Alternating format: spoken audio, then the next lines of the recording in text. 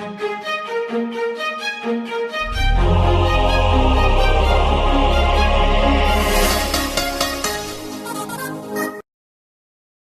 देख के बोलिए। जब 5 वर्ष के बाद अगर एक बार हमें ये मौका मिले और हम उसका उपयोग न करें, सदुपयोग न करें, और बाद में ड्राइंग रूम में बैठकर हम चाय और पान की दुकानों पर बैठकर चिंतन करते रहें, निंदा करते रहें, तो मैंने 5 प्रदेशों में निकलकर और विशेषकर उत्तर प्रदेश में निकलकर लोगों को ये जागृत किया कि आप अपने इस एक दिन को अगर सही सदुपयोग कर लो तो 5 वर्ष तक आप और आपके आने वाली पीढ़ियों को, आपके बच्चों को कोई कठिनाई नहीं होगी।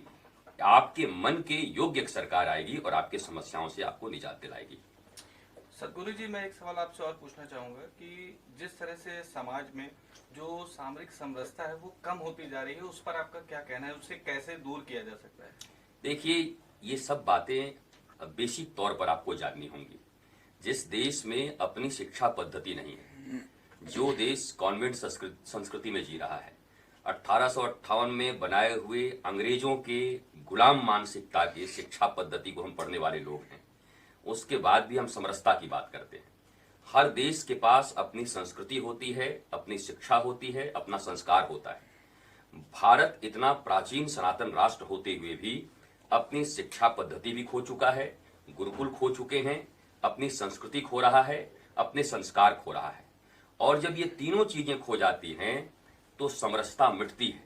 शिक्षा के अभाव में हमारे पास जो शिक्षा है वो केवल पेट पोषने की शिक्षा है, जीविका की विद्या है। हमने जीवन की विद्या नहीं सीखी है। जीवन की विद्या जब तक भारत नहीं सीखता है तब तक जीविका की विद्या से कहीं किसी भी प्रदेश, देश में, पृथ्वी के किसी कोने में सामाजिक समरसता नहीं आ सकती है। इसलिए आमूल चूल परिवर्तन करना होगा शिक्षा का, नीति का। सर, एक देश में जो है गंगा जमुना तहजीब थी, वो कहीं ना कहीं तार तार हो रही है। ऐसा क्यों, क्या ऐसा होने लगा है लोगों के अंदर कि जो है अंदर जज्बात तो है टूट चुके हैं लोगों के? क्यों ऐसा? देखिए, गंगा जमुना दोनों ही हमारे लिए पवित्र नदियां हैं। गंगा भी हमारे लिए आराध्या है, यमुना भी हमारे लिए आराध्या है। वैसे ही गंगा जमुनी तहजीब का अर्थ ये है कि राष्ट्र के प्रति जिनकी भक्ति है, भारत के प्रति जिनकी भक्ति है, वो चाहे हिंदू हो, मुसलमान हो, सिख हो, ईसाई हो, जैन हो, बौद्ध हो, पारसी हो, वो जो राष्ट्र को प्रेम करते हैं, भारत को प्रेम करते हैं, उनमें कहीं कोई तकलीफ नहीं है, उनमें सामंजस्य का कोई अभाव नहीं है। अभाव वहां है जहां हम भारत के प्रति प्रेम नहीं रखते। हमारा प्रेम किसी और से हो जाता है, हमारा प्रेम अपने क्षुद्र स्वार्थों से हो जाता है। इसलिए गंगा जमुनी तहजीब भी तभी बचेगी जहां हम भारत के प्रति प्रेम नहीं रखते, हमारा प्रेम किसी और से हो जाता है, हमारा प्रेम अपने क्षुद्र स्वार्थों से हो जाता है। इसलिए गंगा जमुनी तहजीब भी तभी बचेगी जब हमारी शिक्षा पद्धति सही होगी।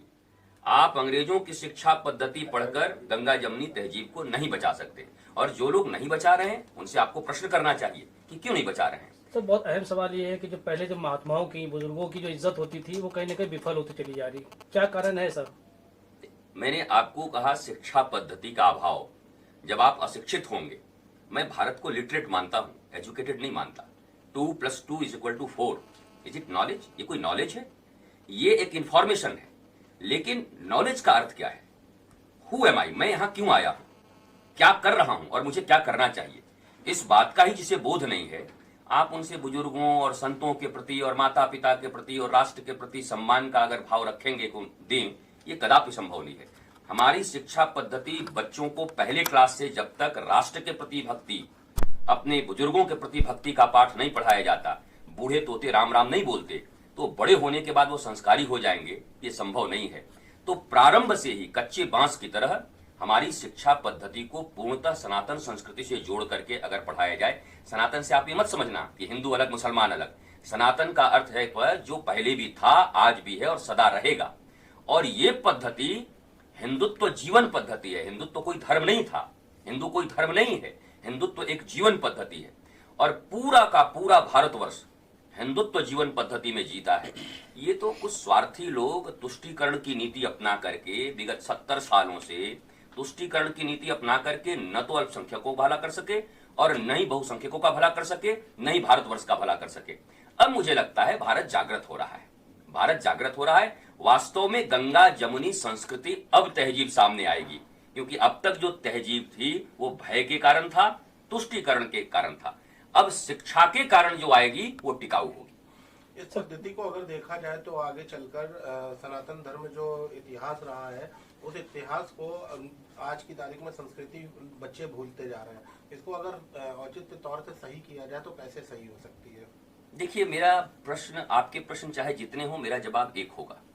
इस भारतवर्ष में जब तक शिक्षण पद्धति को नहीं बदला जाता तब तक हमारे प्रश्न हजार हो सकते हैं, उत्तर एक ही होगा। दूसरी बात एक और है, इस भारतवर्ष में जब तक समान नागरिक संहिता कानून नहीं हो जाता तब तक इस भारतवर्ष का मंगल संभव नहीं है। एक देश में एक ही प्रकार के कानून सारे लोगों के लिए होने चाहिए, और आप जब एक ही प्रकार के कानून सारे लोगों के लिए होने चाहिए और आप जब देखेंगे ये कानून आ जाएगा। ये जो जनसंख्या की नीति है, मैं पूछता हूं, जनसंख्या, जो लोग रोजगार के लिए चिल्लाते हैं वही जनसंख्या पे खामोश रहते हैं। क्या किसी देश में जनसंख्या का विस्फोट हो तो कोई भी सरकार रोजगार दे सकती है? अगर आप पढ़े हैं, लिखे हैं, अगर आप एजुकेटेड हैं, तो आप जनसंख्या के ऊपर बात क्यों नहीं करते कि जब हमारी जनसंख्या कम होगी, लिमिटेड होगी, तो हम अच्छे तरीके से जी सकते हैं। आपने भी देखा होगा कि भाई बच्चे कम रखो लेकिन उचित पढ़ाई पढ़ाओ, उनके लिए उचित व्यवस्था कर दो, उनके लिए उचित संसाधन दे दो, ताकि दो ही बच्चे हों, एक ही हों, लेकिन राष्ट्र के प्रति प्रेमी हो, माता पिता के प्रति प्रेमी हो। मुझे लगता है जब तक एजुकेशन व्यवस्था नहीं सुधरती है, जब तक हमारी सनातन बोर्ड नहीं आती भारत की, तब तक आप लाख कह लो, कोई भी व्यवस्था सुधरने वाली नहीं है। प्रश्न प्रश्न रह जाएंगे और उत्तर हवा हवाई होंगे। प्रश्न एक ही है, भारत में समान नागरिक संहिता कानून और भारत की शिक्षा पद्धति में परिवर्तन, अगर ये दो चीजें हो जाती हैं। आप राम राज्य का अर्थ जानते हैं? राम राज्य का अर्थ होता है जिस देश में निःशुल्क और उत्तम चिकित्सा मिलती हो, जिस देश में निःशुल्क और उत्तम शिक्षा मिलती हो, जिस देश में निःशुल्क और अविलंब न्याय मिलता हो। ये तीन चीजें अगर पाकिस्तान में आ गई तो पाकिस्तान में राम राज्य आ जाएगा, भारत देखता रह जाएगा।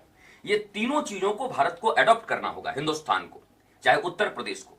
और मैं चाहूंगा कि उत्तर प्रदेश पहला प्रदेश बने जहां पर राम राज्य की परिकल्पना की गई है, और ये सरकार शायद इसे कर भी सकती है, इसमें इच्छा शक्ति है। ये तीनों चीजें लागू हो जाए, बड़े से बड़े और छोटे से छोटे व्यक्ति के बच्चों के लिए शिक्षा की व्यवस्था एक हो, चिकित्सा की व्यवस्था एक हो, और सबको करोड़ों रुपए, बड़े बड़े वकील, नानी पालकी वाला और बड़े बड़े वकीलों को 1 करोड़ रुपए देकर के गरीब हायर नहीं कर सकते, तो उनको न्याय कहां से मिलेगा? न्यायिक व्यवस्था ऐसी हो कि बिना फीस के न्याय सबको मिले।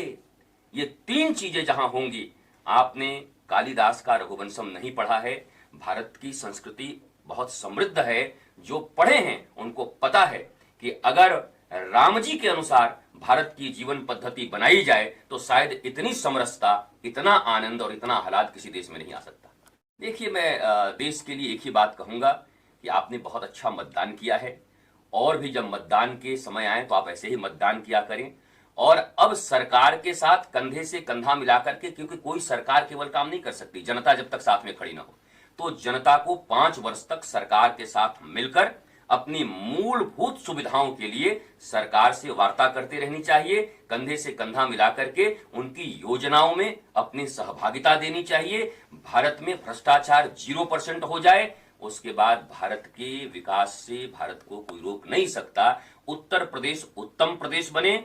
श्रीमान योगी आदित्यनाथ जी अगर यहाँ के मुख्यमंत्री दोबारा बनते हैं, जो कि संभव है, वही बनेंगे, तो उनसे भी आग्रह है कि निश्चित तौर पर उत्तर प्रदेश में जो काम भारतवर्ष में भी नहीं हो पाया है, उत्तर प्रदेश को एक ऐसा मॉडल प्रदेश बनाए कि पूरा भारत देख करके कहे कि सारे प्रदेश और देश को ऐसा बनना चाहिए। ये हमारी आकांक्षा है। ठीक है।